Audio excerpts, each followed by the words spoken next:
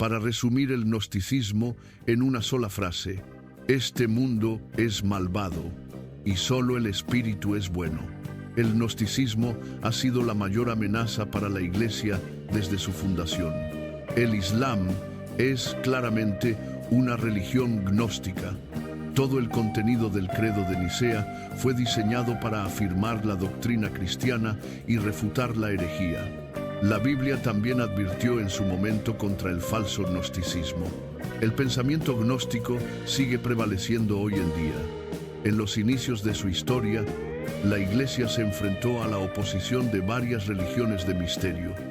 Estas religiones involucraban sociedades secretas, rituales mágicos misteriosos y la comprensión del conocimiento secreto en diferentes niveles.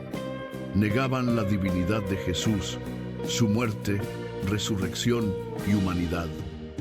Realizaban reinterpretaciones radicales o revisiones de las enseñanzas bíblicas.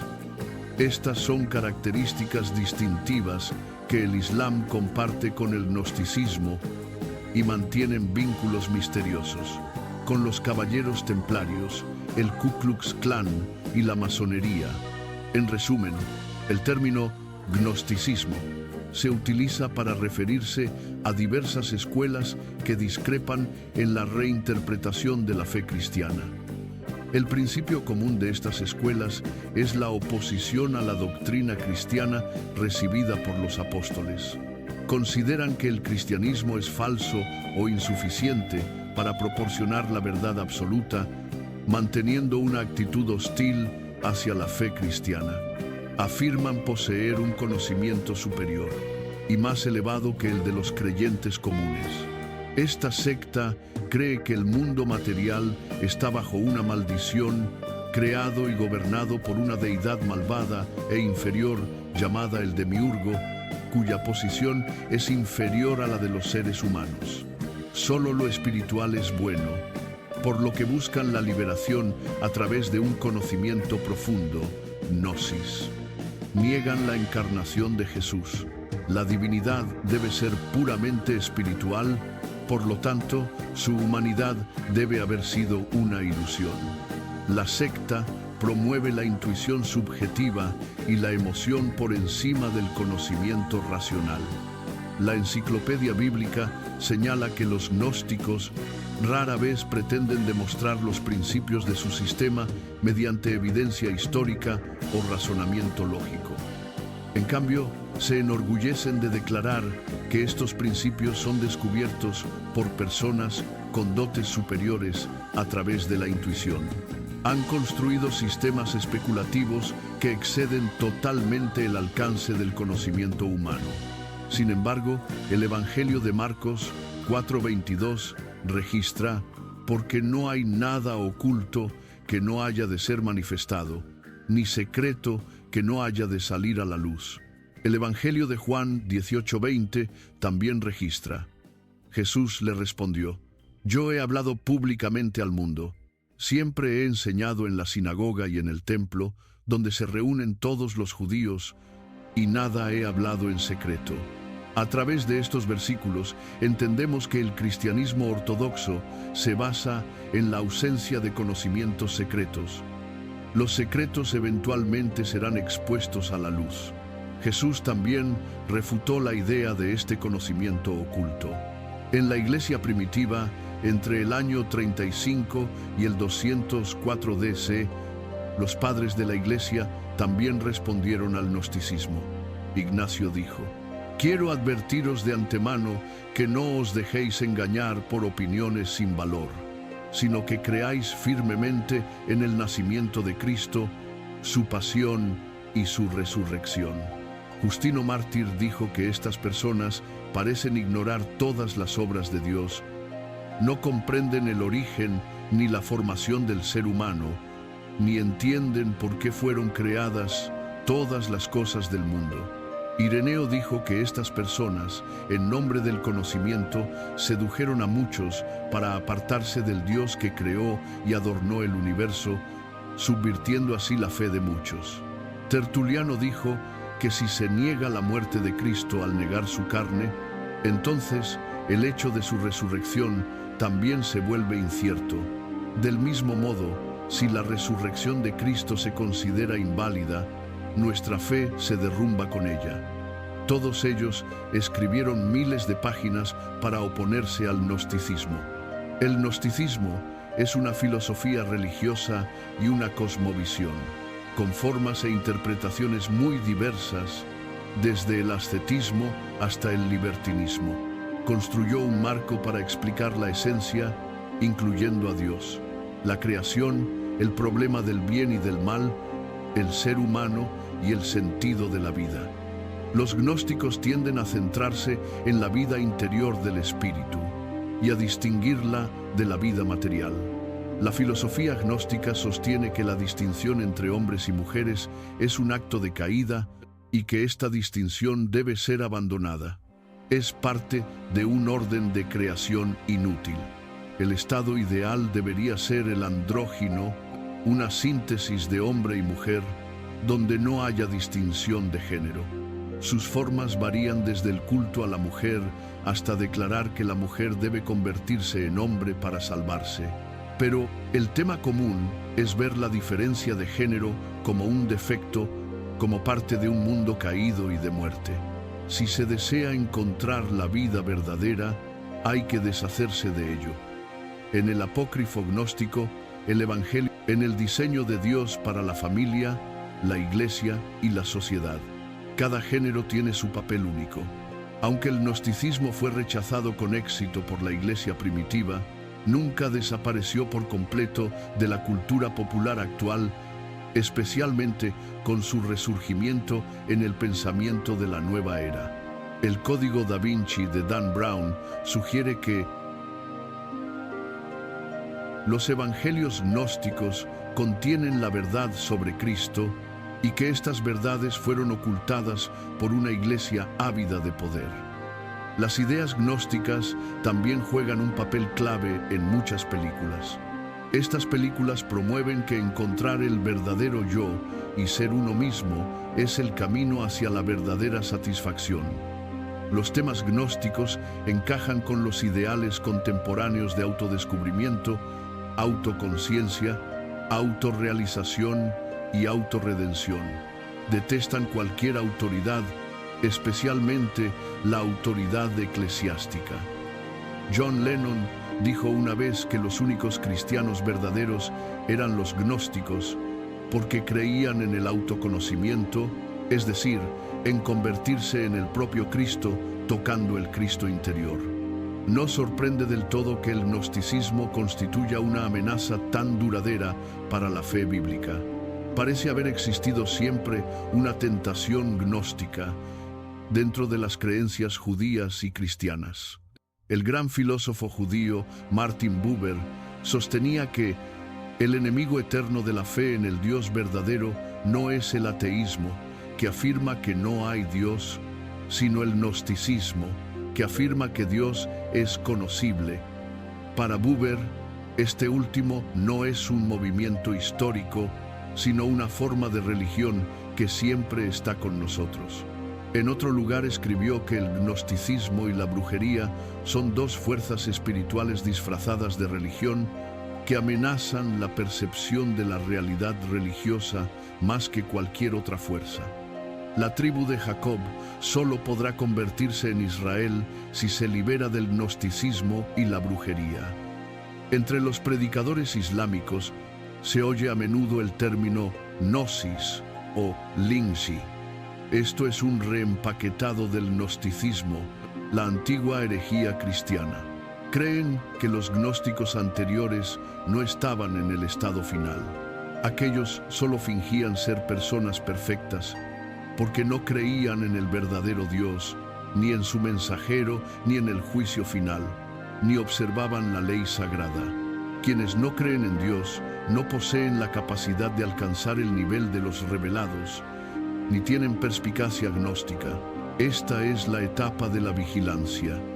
Estos tres estados son la perfección de la fe, pero para la validez de la oración solo se requiere el primero. Los otros dos tipos de perfección son la marca de los elegidos, invisibles para muchos. El misticismo islámico y el gnosticismo enfatizan la liberación en lugar de la redención. El ser humano está alienado, opuesto a una creación que se supone buena.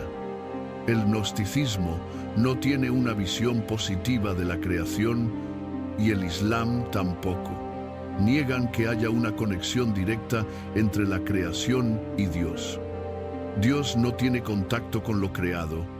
Dios siempre permanece fuera de lo creado. La salvación gnóstica no proviene del pecado, sino de la liberación de la ignorancia a través del conocimiento correcto. La ignorancia es la raíz del mal, y el Islam sostiene la misma idea.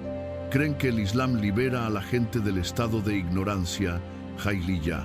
La ignorancia es lo opuesto al Islam. Y para salvarte del veneno de la ignorancia, Él debe salvarte. Si no eres musulmán, estás en la ignorancia. En el Islam, los ulemas se refieren a los eruditos de todas las disciplinas y más específicamente a los expertos en ciencias religiosas. En el Islam suní, los ulemas son vistos como los guardianes del conocimiento religioso, transmisores e intérpretes de la educación y la ley islámica, incluyendo a aquellos que desempeñan funciones religiosas en la comunidad y requieren un nivel de especialización en cuestiones religiosas y judiciales. Los ulema han sido considerados durante mucho tiempo un grupo muy exclusivo, una comunidad organizada y estructurada, que expresa la voz del pueblo, constituyendo el marco sólido de un gobierno eterno detrás de las dinastías cambiantes. El gnosticismo es un culto especial al conocimiento, derivado del griego, que significa conocimiento. Su concepto de la deidad tiene muchas similitudes con el Alá de los musulmanes. Ambos creen en un Dios distante, incognoscible, supremo, absolutamente único y monoteísta, es decir, el Tawhid. La palabra Tawhid proviene de la Iglesia Ortodoxa etíope Tauhedo, que significa unidad. Su significado original es la unidad de múltiples individuos complejos. En el Tawhid no hay distinciones. Trasciende el pensamiento humano. El pensamiento humano no puede alcanzarlo. Está más allá del alcance de la comprensión humana. Aunque el Islam también afirma respetar al profeta Isa, Jesús, no pueden aceptar la imagen de Jesucristo en el cristianismo porque creen que Alá no entra en el ámbito impuro de la materia. Por lo tanto, la encarnación de Cristo es inaceptable. Piensen en los argumentos que enfatizan la impureza de Jesús como bebé. Estos puntos de vista han sido discursos comunes en la educación cristiana impartida en el Islam durante al menos 800 años. Creen que la raíz del cristianismo reside en la convicción de que el Señor del cielo y la tierra descendió de la autoridad de su gran trono y entró en la vagina de una mujer que come, bebe, orina, defeca y tiene la menstruación. Luego se adhirió a su vientre y después de balancearse entre heces, orina y sangre menstrual durante 9 meses, nació. Fue envuelto en pañales, puesto en una cuna y cada vez que lloraba, su madre le daba el pecho. Luego fue a la escuela con otros niños y finalmente fue abofeteado por los judíos, sufriendo sus burlas. Él creció gradualmente, comía, bebía, orinaba, se recuperaba de enfermedades, estaba a veces feliz y a veces triste, experimentando placer y dolor. Luego conspiró contra su enemigo número 1, Satanás. Tanto el Islam como el gnosticismo creen que el monada emana elementos de esencia divina. Los ángeles y otros poderes también pertenecen a esta categoría, por lo que son adorados. Jesús también pertenece a esta categoría, pero no es el Ser Supremo. Los registros del Nuevo Testamento refutan estas herejías. Colosenses 2:8-9 dice: mirad que nadie os engañe. por medio de filosofías y huecas sutilezas, según las tradiciones de los hombres, conforme a los rudimentos del mundo, y no según Cristo, porque en él habita corporalmente toda la plenitud de la deidad, y vosotros estáis completos en él. La materia es malvada, es el grito de los gnósticos. Este punto de vista fue tomado de ciertos filósofos griegos. Se opone a la doctrina católica, no solo porque contradice Génesis 1:31, donde dice que vio Dios todo lo que había hecho, y he aquí que era bueno en gran manera, y otras escrituras, sino sobre todo porque niega la encarnación. Si la materia es malvada, entonces Jesucristo no podría ser verdadero Dios y verdadero hombre, porque Jesucristo no es de ninguna manera malvado. Por ello, muchos gnósticos negaron la encarnación, afirmando que Cristo solo parecía humano y que su humanidad era una ilusión. Algunos gnósticos, al reconocer que el Antiguo Testamento enseña que Dios creó la materia, afirmaron que el Dios de los judíos era un Dios malvado, completamente distinto del Dios de Jesucristo en el Nuevo Testamento. También propusieron la creencia en muchos seres divinos llamados eones, que actúan como mediadores entre los humanos y el Dios último e intocable. Se decía que el más bajo de estos eones, el que dio contacto a la humanidad, era Jesucristo. La palabra eón, ión, deriva del griego agis, que era el escudo de Zeus, y se extendió al concepto de eternidad. Más tarde entró en el inglés para representar una unidad de tiempo, pero en la filosofía gnóstica se refiere a poderes divinos. El Islam y el gnosticismo comparten la misma cosmovisión. Los eruditos islámicos dicen que el conocimiento es el camino hacia Alá. Aparte de recordar a Dios, este mundo y todo lo que hay en él está maldito. Lo que Alá ama es a quien posee conocimiento divino, o a quien está aprendiendo dicho conocimiento. La recompensa de un erudito religioso es mayor que la de los guerreros que ayunan y rezan a Dios día y noche. El primer concilio de Nicea fue realizado por el cristianismo. Este primer concilio ecuménico se celebró en Nicea, la actual Isla. El nombre original de Pablo era Saulo, pero también dicen que Pablo era hijo de Constantino I. Las líneas de tiempo están muy mezcladas y se contradicen entre sí. Analicemos la refutación de las herejías en el texto completo del Credo de Nicea. Creo en un solo Dios, Padre Todopoderoso, Creador del cielo y de la tierra, de todo lo visible e invisible. Creo en un solo Señor, Jesucristo, Hijo único de Dios. Esta frase es para refutar a los gnósticos. Nacido del Padre antes de todos los siglos, refuta el arrianismo y el adopcionismo. Dios de Dios, luz de luz, Dios verdadero de Dios verdadero. Refuta el arrianismo. Engendrado, no creado, de la misma naturaleza del Padre, por quien todo fue hecho. Refuta el gnosticismo y el arrianismo, que por nosotros, los hombres, y por nuestra salvación, bajó del cielo. Y por obra del Espíritu Santo, se encarnó de María, la Virgen, y se hizo hombre. Refuta el docetismo y el ebionismo. Y por nuestra causa fue crucificado en tiempos de Poncio Pilato, padeció y fue sepultado. Refuta el docetismo. Y resucitó al tercer día, según las Escrituras. Y subió al cielo, y está sentado a la derecha del Padre. Refuta el modalismo. Y de nuevo vendrá con gloria para juzgar a vivos y muertos, y su reino no tendrá fin. Refuta el modalismo. Creo en el Espíritu Santo, Señor y dador de vida. Refuta a los neumatómacos, que con el Padre refuta a los neumatómacos. Punto. Y el Hijo refuta el arrianismo, procede una misma adoración y gloria. Punto. Y que habló por los profetas, refuta a los neumatómacos. Refuta a los neumatómacos. Creo en la Iglesia, que es una, santa, católica y apostólica.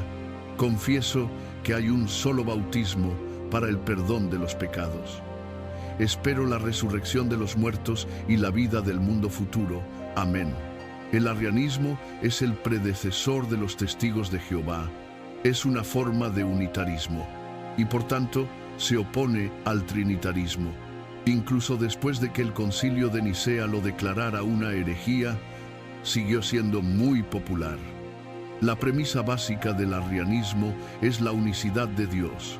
Es decir, Dios es el único que existe por sí mismo y es inmutable, cuya existencia no depende de ninguna otra cosa. La visión cristológica de Arrio era que Jesús, como Hijo de Dios, es un ser inferior creado por Dios. El Hijo no tiene un conocimiento directo del Padre. La doctrina arriana degrada al Hijo a un Dios secundario y reintroduce el politeísmo, ya que la adoración al Hijo no fue abandonada. Esto destruye el concepto cristiano de salvación, porque solo alguien que es verdaderamente Dios puede reconciliar a la humanidad con la divinidad. El Alá en el que cree el Islam tiene grandes similitudes con el arrianismo. En el siglo VIII, Juan Damasceno definió el Islam como una forma de arrianismo. Él creía que Mahoma había sido instruido por un arriano.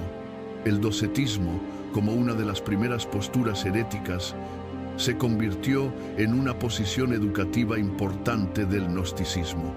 Declaraba que Cristo no tenía un cuerpo real. Esta herejía derivaba de especulaciones sobre la imperfección e impureza de la materia. Algunos docetistas afirmaban que el nacimiento de Cristo no involucró ninguna materia y que todos los actos y sufrimientos de su vida, incluyendo la crucifixión, fueron solo apariencias e ilusiones. Negaban la resurrección y la ascensión de Cristo. Los musulmanes también niegan esto. Los versículos del Nuevo Testamento ya alertaban a los creyentes contra este docetismo, como los registros en las epístolas de Juan. Creían en un solo Dios y enseñaban que Jesús era el Mesías, el verdadero profeta mencionado por Moisés en Deuteronomio 18:15, profeta de en medio de ti, de tus hermanos, como yo, te levantará Jehová tu Dios, a él oiréis. La primera mención de los ebionitas aparece en las obras de San Ireneo, especialmente en su obra Contra las herejías, escrita hacia el 180 DC. Negaban que Jesús naciera de una virgen, afirmando que era el hijo biológico de José y María. Los ebionitas creían que Jesús llegó a ser el Mesías porque cumplió la ley judía. Seguían la ley, pero eliminaban lo que consideraban añadidos, para mantener su propia doctrina.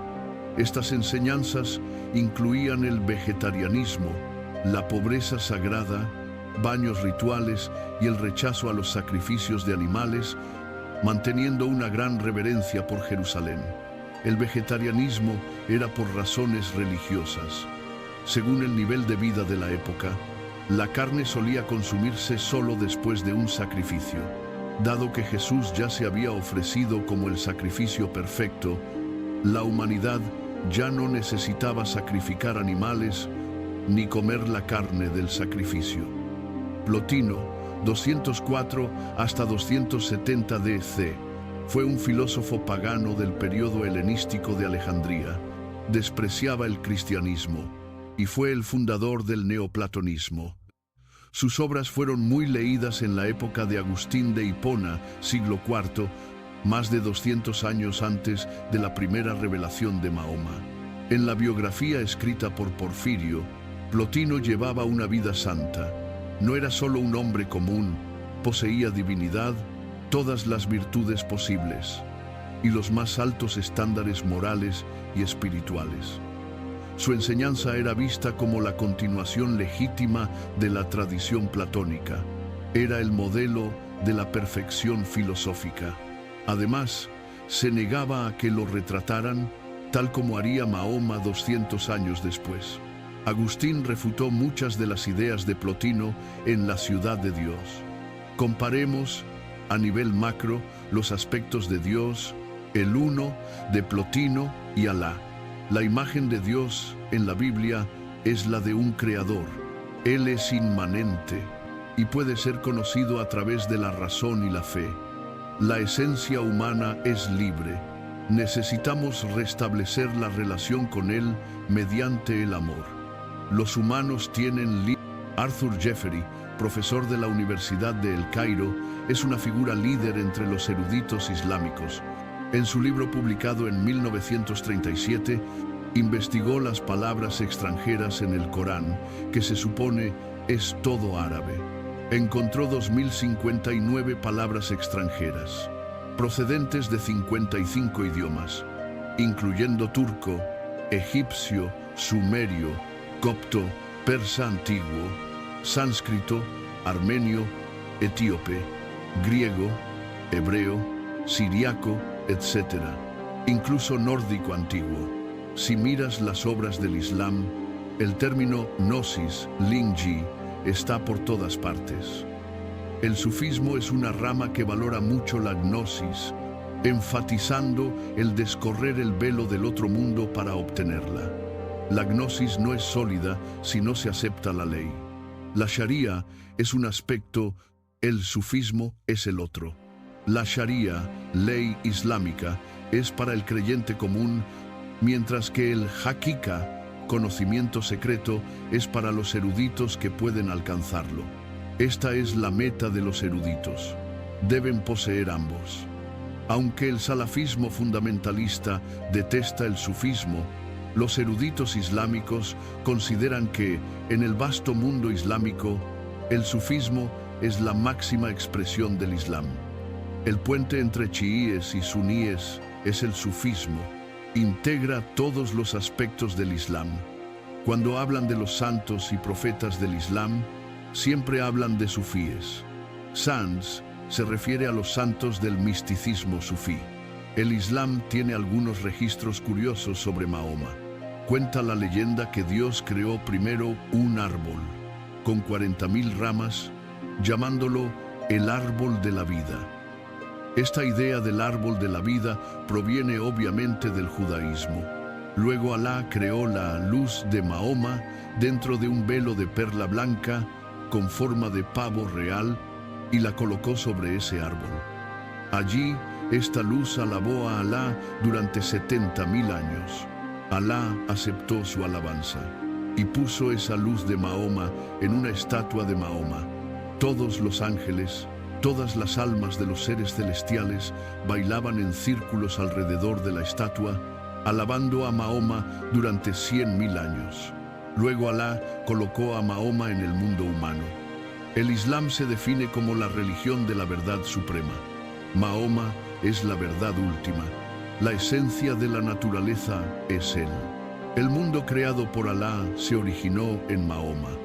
La creación del hombre es también un símbolo derivado de la esencia de Mahoma.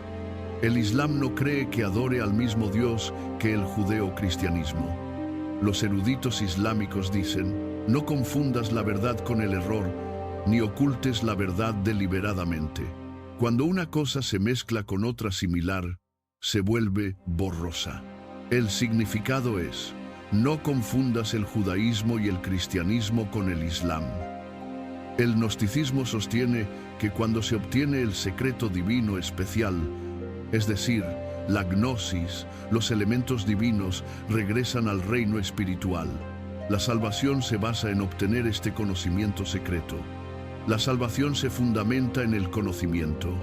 El conocimiento sagrado es superior a la devoción. El Islam piensa igual. El Corán 39:9 registra, dijo Alá el Altísimo, ¿acaso son iguales los que saben y los que no saben? Solo los que tienen entendimiento recapacitan. El Corán 58:11 registra, Alá elevará en grados a los que crean de vosotros y a los que han recibido la ciencia. Los eruditos islámicos creen que quien avanza por el camino de la búsqueda del conocimiento Alá le abrirá un atajo hacia el paraíso. Los ángeles extienden sus alas por quien busca conocimiento, porque el conocimiento que buscan les complace. Todas las cosas en el cielo y la tierra, incluso los peces en el agua, pedirán perdón por aquellos que poseen conocimiento sagrado. La superioridad de un musulmán instruido sobre un creyente devoto es como la superioridad de la luna sobre todas las estrellas. Los instruidos son los herederos de los profetas. Los profetas no dejaron dinero, solo dejaron conocimiento sagrado. Quien domina este conocimiento ha obtenido una gran riqueza. Este mundo y todo lo que hay en él debe ser maldito. Solo se salvan quienes recuerdan a Dios, los amados de Dios, es decir, quienes poseen el conocimiento divino o quienes lo están aprendiendo. Aprender conocimiento sagrado es rezar. Aparte de las obligaciones obligatorias, no hay nada más noble que aprender el conocimiento sagrado. Este discurso sobre la búsqueda del conocimiento sagrado aparece constantemente en la educación islámica. La búsqueda del conocimiento está por encima de la oración y la yihad. No hay diferencia con el núcleo del gnosticismo. El movimiento de resistencia islámico es una rama de los hermanos musulmanes de Palestina, financiada por musulmanes sufíes. Hassan al-Banna, el líder de los hermanos musulmanes, el constructor Hassan, también era un sufí. El movimiento de los hermanos musulmanes es una organización global, el mayor movimiento islámico moderno. Se caracteriza por una profunda comprensión de la vida, la cultura, la fe, la política, la economía, la educación, la justicia social y el juicio, bajo los conceptos del Islam, captan con precisión y aceptan plenamente la difusión de la educación islámica, el arte, la información, las ciencias ocultas y la conversión al Islam.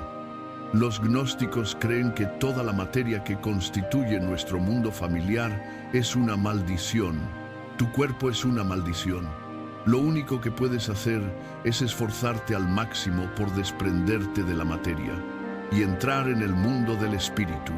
¿Cómo logran esto?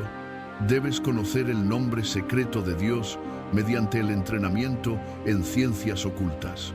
Si conoces el nombre secreto de cualquier deidad, puedes invocarla, controlarla y hacer que haga cosas beneficiosas para ti o que dañen a otros.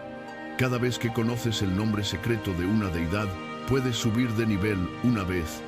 Puedes controlar a esa deidad y hacer que abra la puerta al siguiente nivel. Entonces, ¿cuál es el nombre de Alá? Alá no es un nombre propiamente dicho, es solo el apelativo de Dios, el único, el Dios. Se dice que Alá tiene 99 nombres, entre ellos el misericordioso, el omnisciente, etc. Pero ninguno es el nombre verdadero de Alá. Estos son solo atributos. Tú no conoces el nombre secreto real de Alá. Adivina quién conoce el verdadero nombre secreto de Alá. No eres tú ni soy yo. Son los más altos eruditos del Islam sufí. Ellos poseen el nombre secreto de Alá.